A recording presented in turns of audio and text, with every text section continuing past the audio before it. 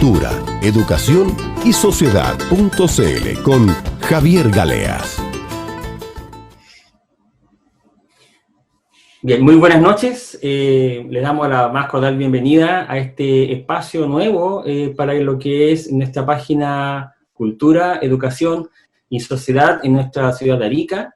Un espacio el cual pretende, ¿cierto?, ser un aporte a lo que es estos tres grandes ámbitos de la sociedad, ¿cierto?, como es la educación, por supuesto, la cultura y todo lo que atañe contra lo actual en nuestra comunidad. Y para esta primera oportunidad y sesión tenemos invitada con mucho agrado a la señora Sandra Negretti Castro, una abogada destacada de nuestra ciudad, con quien compartiremos algunas consultas, ¿cierto?, que todavía nos queda seguramente a muchos ciudadanos para poder tomar y enfrentar de buena manera en lo que es el plebiscito que nos corresponde, como a todos chilenos, enfrentar este día domingo. Así que le doy la bienvenida a la señora Sandra Negretti Castro. ¿Cómo estás? ¿Qué tal? Hola Javier, buenas tardes a todos los que nos escuchan. Muchas gracias por esta invitación, muchas gracias por tener esta iniciativa que es tan necesaria, sobre todo en estos tiempos que estamos viviendo, y ojalá pueda contribuir en algo a estas inquietudes. No soy una experta en sistema electoral, no soy constitucionalista, pero bueno, ojalá pueda ayudarles. Claramente, no, por supuesto.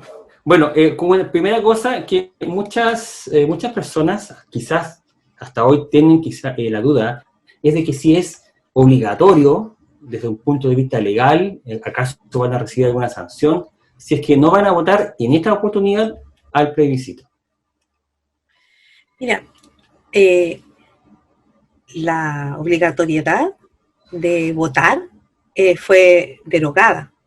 En estos momentos existe libre albedrío, es decir, el voto es voluntario. Pero es voluntario para este plebiscito.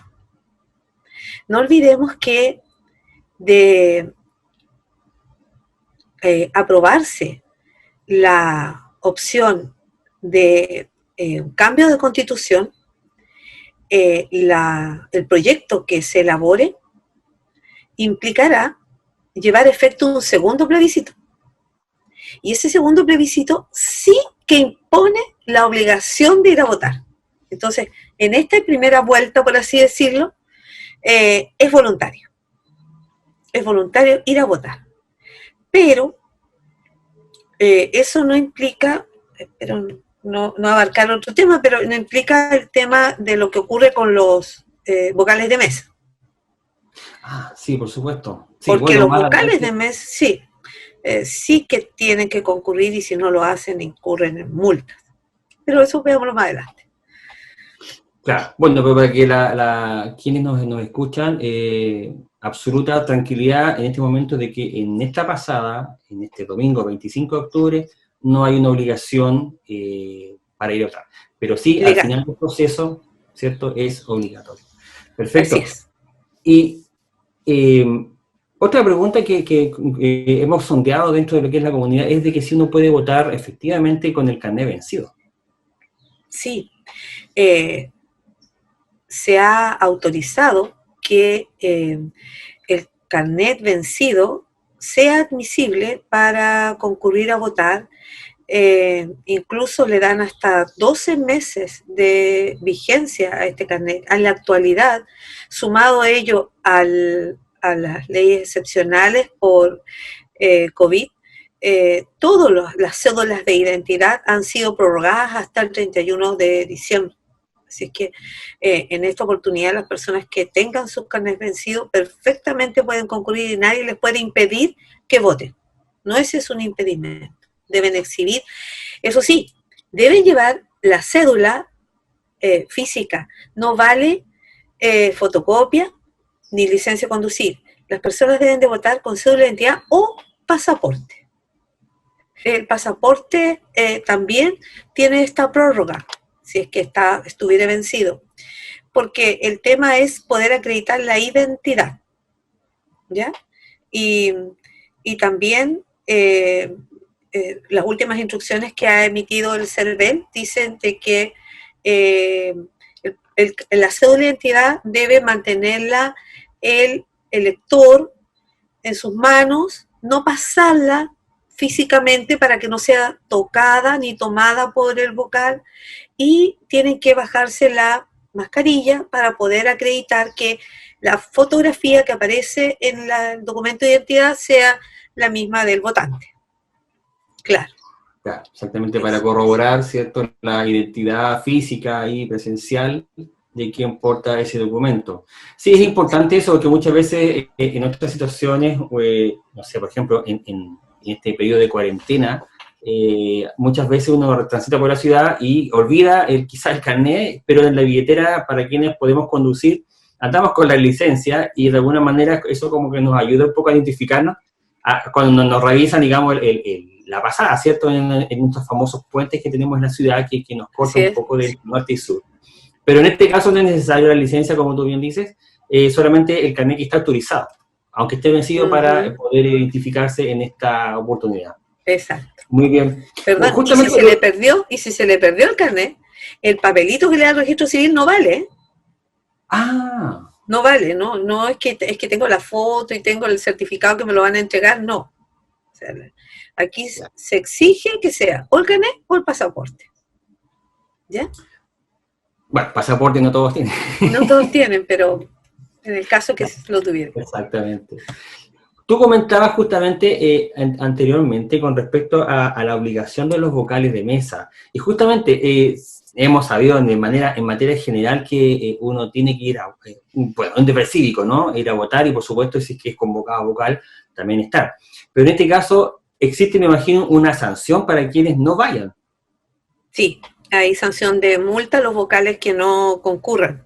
Es por ello que el CERVEL publica con una anticipación, el 20 de octubre creo que estuvo en una disposición, y se publicaron en los medios de prensa de cada una de las circunscripciones la identidad de los vocales, para que dentro del plazo que la ley señala pudieran haber presentado sus excusas, que son varias, numerosas.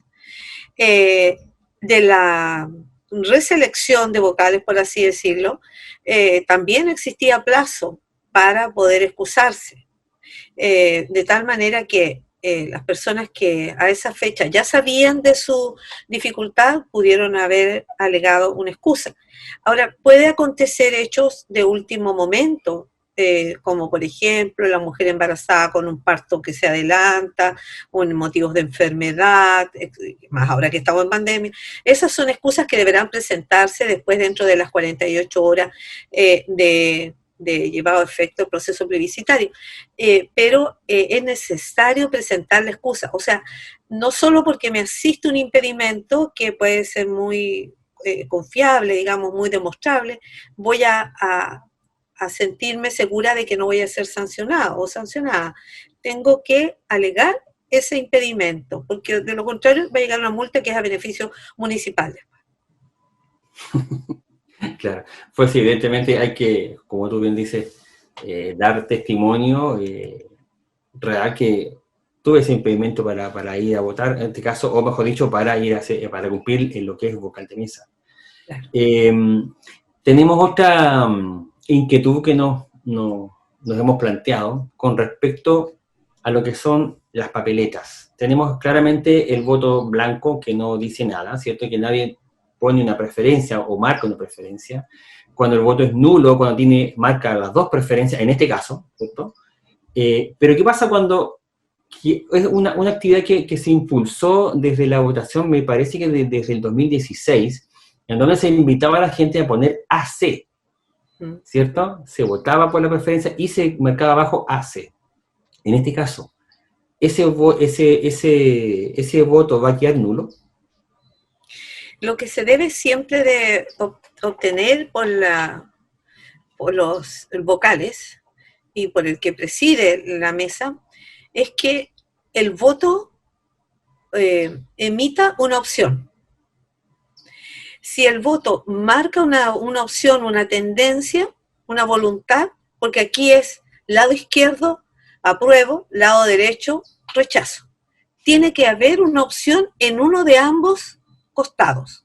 Si además de la opción yo le pongo AC, si le pongo no estoy con Piñera, si le pongo educación gratuita, cualquier cosa, o Condorito, no sé, eso no lo anula. Es que el voto nulo es el voto que es objetable porque no tiene una manifestación de voluntad. Pero quedan aparte, pero queda como opción. O sea, si se desprende de su simple vista de que puso X, puso ticket, puso un palito, pero por esa opción, ese voto es válido. Perfecto. Sí, súper claro, porque, bueno, como sabemos, algunos líderes sindicales quizás, o líderes sociales, muchas veces he escuchado que están impulsando un poco a marcar este AC, que entiendo que es una cosa que ya pasó, y que justamente a raíz de este proceso, en mi apreciación personal, ya no se justifica porque está instalado. Pero bueno, claro, ahí cada uno puede manifestar en este caso, cuidando que no se invalide el voto, manifestar de alguna manera lo que estamos señalando. Otra consulta: es importante entender para muchas personas la diferencia en lo que es la convención mixta y la convención constitucional. Ya. O sea, que apunta principalmente la diferencia entre una y otra. Sí, mira, existía el mito de que si la persona votaba rechazo, no era necesario seguir con la siguiente papeleta. Pero la verdad es que eso es un mito y no es efectivo, porque aquí el proceso se ha puesto en ambos escenarios. Esto es, si gana la opción apruebo, en ese caso habrá que resolver si se hace a través de una convención mixta o una constituyente. Si ganase el rechazo, no se ve qué convención ni nada porque no hay modificación de la Constitución.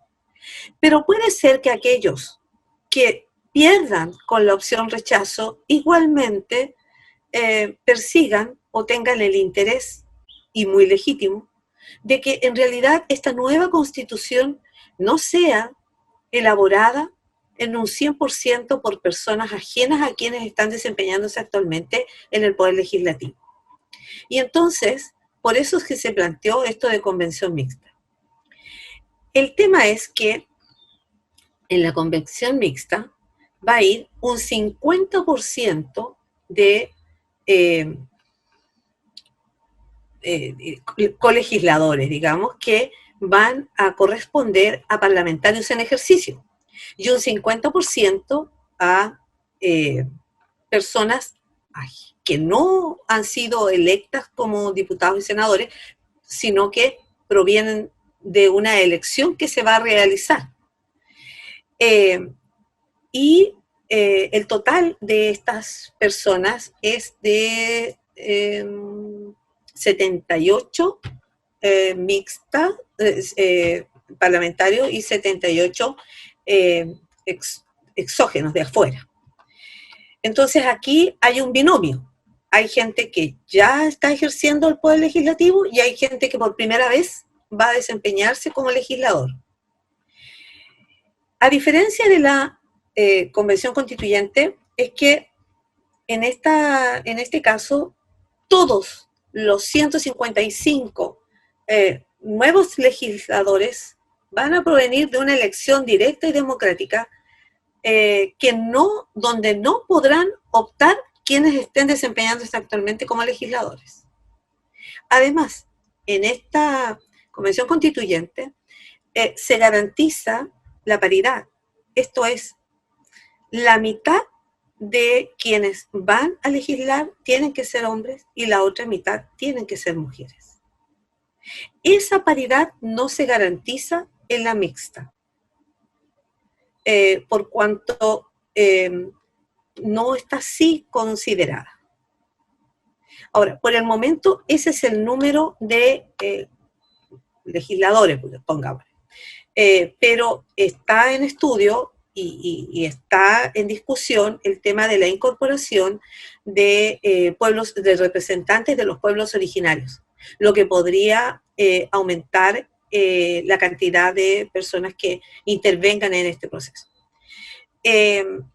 Lo interesante de la Convención Constituyente, que también derribando esta amenaza y esta nebulosa que se ha creado por la publicidad engañosa que se ha dado. Aquí, ojo, esto de borrón y cuenta nueva, esto de foja cero, que se le ha dado un repunte bastante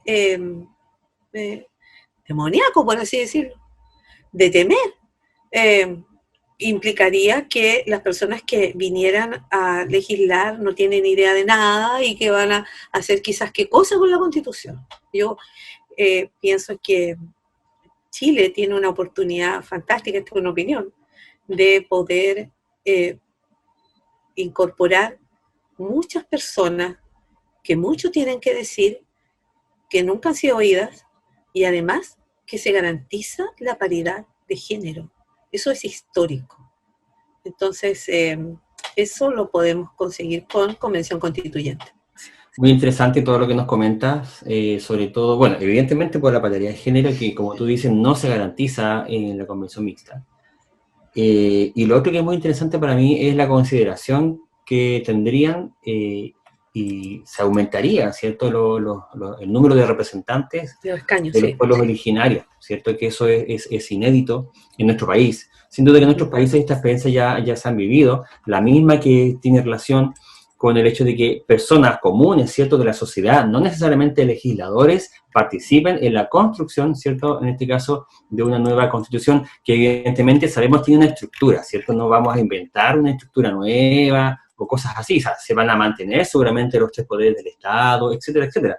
Entonces, estas personas van a poner su intención, no que van a, como tú dices, se demoniza, ¿cierto?, un poco que va a quedar quién sabe qué cosa ahí en el papel. Y sobre eso, se me viene a la cabeza otra consulta. ¿Es posible, entiendo que sí, pero de qué manera es posible una participación o una mayor participación de independientes en esta elección de las personas que puedan ser constituyentes? Y estamos pensando, evidentemente, en dirigentes sociales, en vecinos, en profesores, arquitectos, gente que no tiene necesariamente un nexo, ¿cierto?, con los partidos políticos de cualquier color. Y en ese sentido, entiendo que se está mejorando o se ha mejorado, porque todo esto todavía está como un poco un proceso, ¿no?, para que los independientes tengan una participación también garantizada. Exactamente, porque nuestra legislación, nuestro sistema electoral es esencialmente partidista.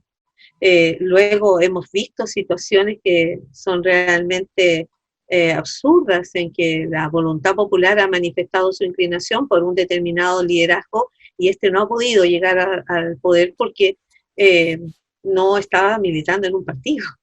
Entonces, sí, ciertamente este sistema favorece y garantiza la igualdad de participación entre independientes y representantes de algún partido. Y en esta construcción, Sandra, en esta construcción de esta nueva Carta Magna, ¿cierto?, ¿de qué manera se relaciona el hecho de tener una nueva constitución con las demandas sociales que se mantienen hasta hoy en día, ¿cierto?, a partir, bueno, siempre han existido, pero que explotan, ¿cierto?, en octubre del año pasado? ¿De qué manera se vincula la necesidad hoy de caminar hacia una nueva constitución versus estas necesidades sociales que todos sabemos: pensiones, salud, educación, el acceso a la casa propia y tantas otras? Claro. Mira, yo en relación a eso he escuchado alguna publicidad de la opción contraria, de la opción de rechazo, y uno de los argumentos más recurribles es eso, que se indica de que a través de la Constitución no es una varita mágica y no va a restituir el reclamo de derechos que esta decálogo de derechos que se sienten vulnerados. Pero te voy a dar un solo ejemplo. En materia previsional, ¿qué es lo que estamos viviendo? Que es un tema muy vigente. El decreto ley 3500 es la base de nuestro sistema previsional. Es un decreto ley. Por lo tanto, es una ley que se dicta no por un congreso, porque esta ley fue dictada en el año 1980. Esta ley fue dictada por la Junta de Gobierno. Se han efectuado modificaciones, ciertamente, pero ninguna de ellas ha permitido lo que se pudo dar este gran paso. Estamos hablando de 1980, y 40 años después se pudo legislar respecto al retiro del 10%, y porque estábamos con COVID. Porque en una situación normal esta autorización no habría prosperado. Ahora, ¿qué es lo que pasa? Después viene la Constitución del 80, y la Constitución del 80, en el artículo 19, número 18, cuando habla del derecho a la seguridad social, dice que las leyes que regulen el ejercicio de este derecho serán de quórum calificado.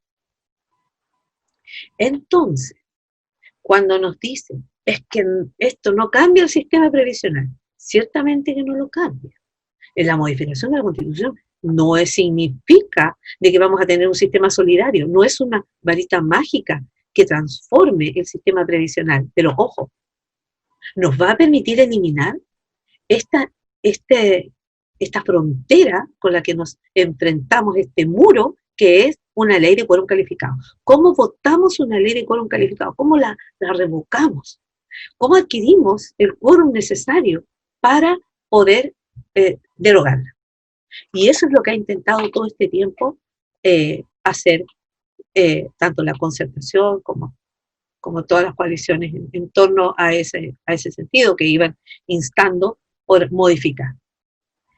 Como te reitero, no es que la Constitución vaya a garantizar que todo habitante en el país va a tener una casa propia en 48 horas o en un año, que basta que vaya a inscribirse al Servio y ya la va a tener. No estamos hablando.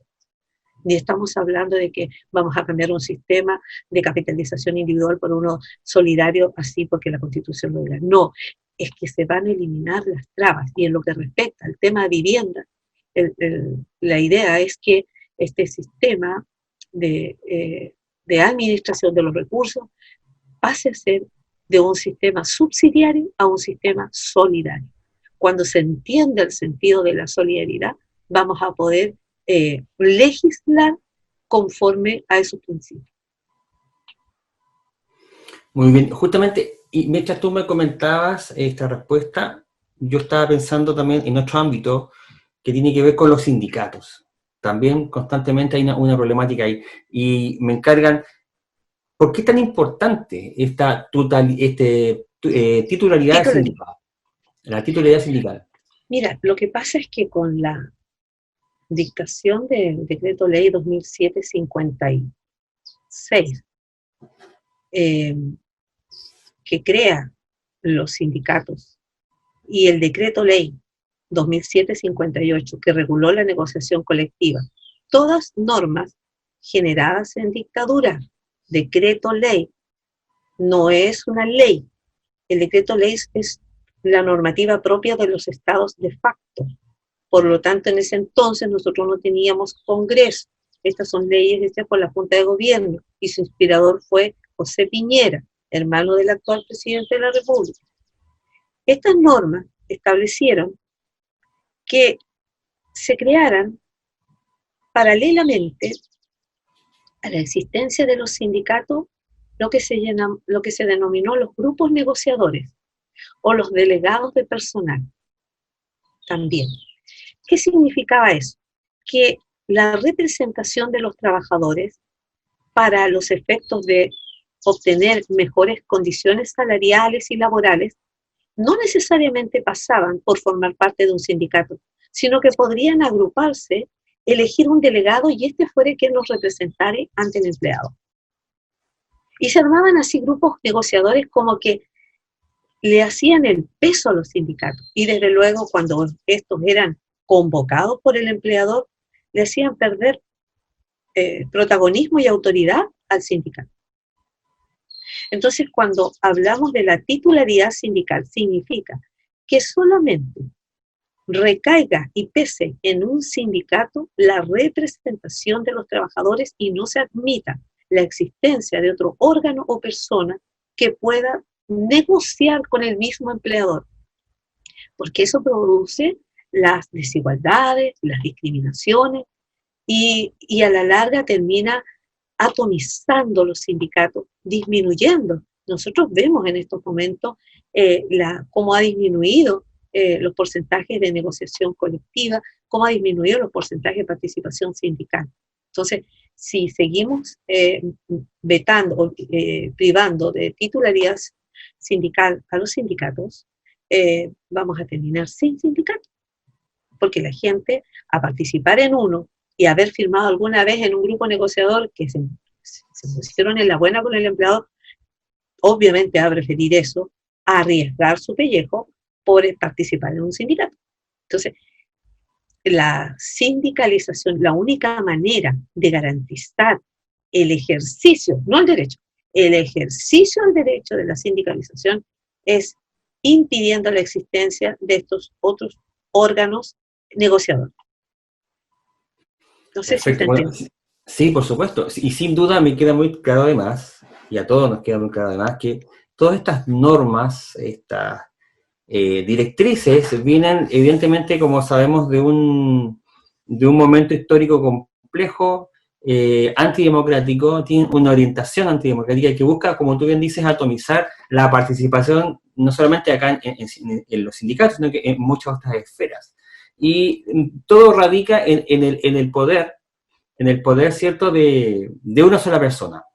Y Sí. quiero dejar...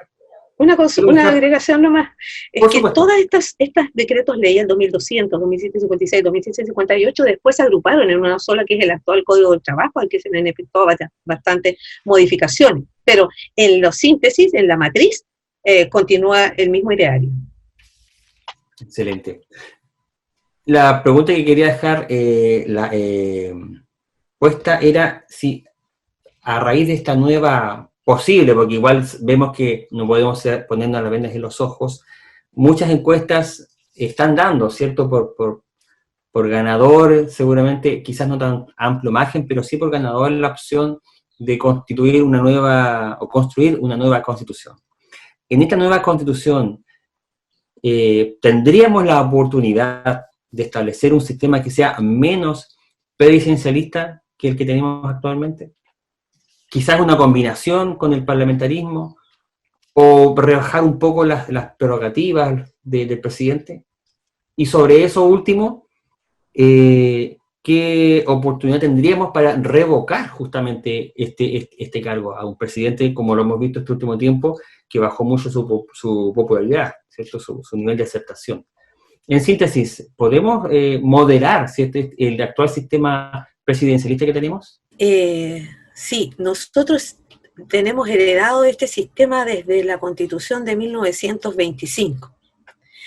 Y desde luego hemos quedado atrás si lo comparamos con el resto de cómo ha ido el devenir del desempeño gubernamental en los demás países.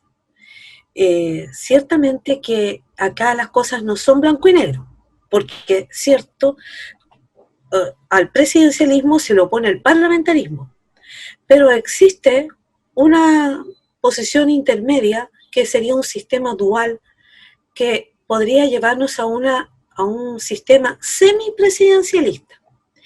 Este sistema ya había sido pensado, discutido, no sé si ustedes se acuerdan del grupo de los 24, que comenzó a reflexionar sobre la reforma de la Constitución antes de la llegada a la democracia. Y allí juristas comprometidos con el proceso democrático, durante la dictadura intentaron hacer muchos esfuerzos por cambiar. Elwin, de hecho, es uno de los que llevaba esta iniciativa. Y no se ha podido, porque no hay quórum. Bueno, pero ahora, si cambiamos la Constitución, eso nos va a permitir llegar a un sistema de semipresidencial. ¿Qué significaría? Que empezaríamos a eliminar esta gran cantidad de atribuciones que tiene el presidente, porque en la actualidad, si nosotros decimos, ya, separamos los poderes, poder ejecutivo, legislativo, judicial, sin embargo, el presidente de la República ejerce labores también legislativas, porque tiene iniciativas de ley. Entonces, está en uno y está en otro, no se da la independencia total.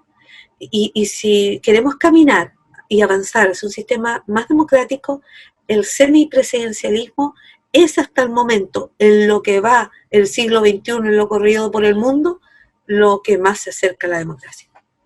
¿Para qué nos serviría una nueva constitución? Pero a raíz de lo que tú nos comentas, finalmente, evidentemente, es justamente para apuntar hacia una mayor democracia y estar acorde a los tiempos, justamente, de todo el mundo. No somos una isla, ¿cierto? Estamos vinculados más que nunca al mundo. Y lo vamos a seguir estando, y sobre todo esta situación de crisis sanitaria, económica, y en Chile especialmente, además, crisis social, nos viene a remarcar justamente esto. Estamos interconectados con nosotros mismos acá en Chile y con el mundo, así es que hay que ponerse a tono, ¿cierto?, hablando musicalmente, con esta nueva forma, ¿cierto?, de llevar la vida en una comunidad, en un país. Bueno, Sandra, te quiero agradecer una vez más por tu generosidad, ¿cierto?, y muy buena voluntad para con nosotros, este pequeño espacio que estamos generando. De a poco, ¿cierto?, vamos caminando en construir esta web, este espacio Cultura, Educación y Sociedad, y te dejo, ¿cierto?, el micrófono abierto para que puedas darnos un último mensaje y para despedirnos de para mí, muy valiosa entrevista. Muchas gracias, Javier. Bueno, aprovechar este espacio para hacer tomar conciencia, si es que se puede ver esto antes del domingo, que Chile está viviendo un proceso histórico. Primero, recordar de que los cambios constitucionales no ocurren normalmente. Han pasado 40 años para que pudiéramos hablar de un cambio constitucional. Pero fíjense que además de las transformaciones que debemos hacerle a nuestra Carta Magna en razón del avance que este país ha tenido en la toma de conciencia de lo que son los derechos y en la reclamación legítima que se ha hecho de los mismos a partir del 18 de octubre, también hay un tema que es fundamental: continuar con este traje a la medida, en el que no fuimos parte, en el que en su génesis es cuestionado la legitimidad del mismo, resulta incómodo. Y esto lo reconocen transversalmente todos los sectores, desde la izquierda hacia la derecha. Porque aquí nos llegó una constitución hecha donde no tuvimos alguna participación. Es distinto cuando uno construye algo, cuando uno diseña algo, y aquí esta es una oportunidad histórica porque la vamos a hacer con nuestras manos. La primera mano que vamos a poner, por así decirlo, la primera piedra, la vamos a sentar este domingo con nuestro apruebo. Y luego viene el edificio, viene la oportunidad de construir. Y todos podemos llegar con nuestro granito de arena. Y va a ser nuestra participación activa en la elección de nuestros futuros electores, la aprobación después en el plebiscito de las reformas, y luego a vivir un nuevo proceso constitucional. Eso. Y bueno, como tú bien lo dijiste un momento atrás, esto requiere paciencia y tiempo porque no existe una varita mágica que nos lleve inmediatamente a producir todos estos cambios. Así que como chilenos, chilenas, tenemos que seguir adelante y avanzando.